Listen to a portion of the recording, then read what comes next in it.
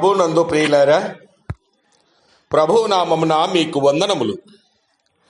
ఈరోజు దేవుని యొక్క వాక్య ధ్యానము కీర్తనల గ్రంథము 144వ కీర్తన మొదటి వచనము.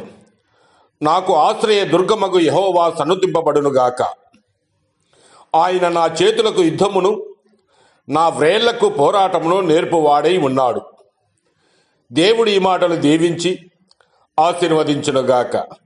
గమనించండి ప్రియులారా, పక్షిరాజు సర్పముతో నేలపై పోరాడదు.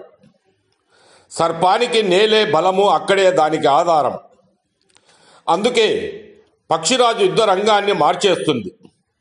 సర్పాన్ని ఆకాశంలోనికి ఎత్తుకెళ్ళి దాని శక్తి పనిచేయని స్థలములోకి తీసుకుని వెళ్ళి అక్కడే దానిని విడిచిపెడుతుంది. ఆకాశంలో సర్పానికి ఆధారము లేదు, సత్తువ లేదు. తన తెలివితేటలన్నీ అప్రయోజనమవుతాయి. ఇది మన జీవిత పోరాటాలకు గొప్ప బోధ. చాలాసార్లు మనము శత్రువు ఇష్టపడే నేలపై పోరాడుతూ ఉంటాం. భయములలోనూ, కోపములోనూ, ఆందోళనలోనూ, మనుషుల మాటల్లో, పరిస్థితుల ఒత్తిడిలో అక్కడ మన బలము తగ్గిపోతుంది. కానీ దేవుడు మనకి నేర్పేది వేరే మార్గం. ప్రార్థన ద్వారా యుద్ధ రంగాన్ని మార్చడమే. మీ పోరాటాన్ని భౌతిక స్థితి నుండి ఆధ్యాత్మిక స్థితికి తీసుకెళ్ళండి. మీరు ఆధ్యాత్మిక నిలిచినప్పుడు దేవుడే మీ యుద్ధాలను స్వీకరిస్తాడు. అప్పుడు పోరాడేది మీరు కాదు, మీ కోసం పోరాడేది యెహోవాయే. శత్రువుకు అనువైన యుద్ధభూమిలో మీరు నిలవబడవద్దు.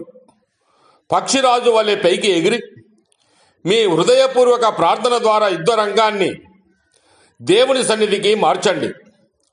అక్కడ శత్రువు బలము కరుగుతుంది, మీకు దేవుని బలము దొరుకుతుంది. ప్రియులారా, మీరు ఎదుర్కొంటున్న పోరాటం ఏదైనా అది మిమ్మల్ని ఓడించడానికి కాదు, దేవుని మీద ఆధారపడడం నేర్పించడానికి. యుద్ధ రంగాన్ని మార్చండి, ప్రార్థనలోనికి వెళ్ళండి, దేవునిని పోరాడనివ్వండి. నిశ్చయముగా నీకు విజయమే. ఎందుకంటే యుద్ధము నేర్పువాడు, విజయం దయచేయువాడు యెహోవాయే. దేవుడు మిమ్మల్ని దీవించి ఆశీర్వదించునుగాక.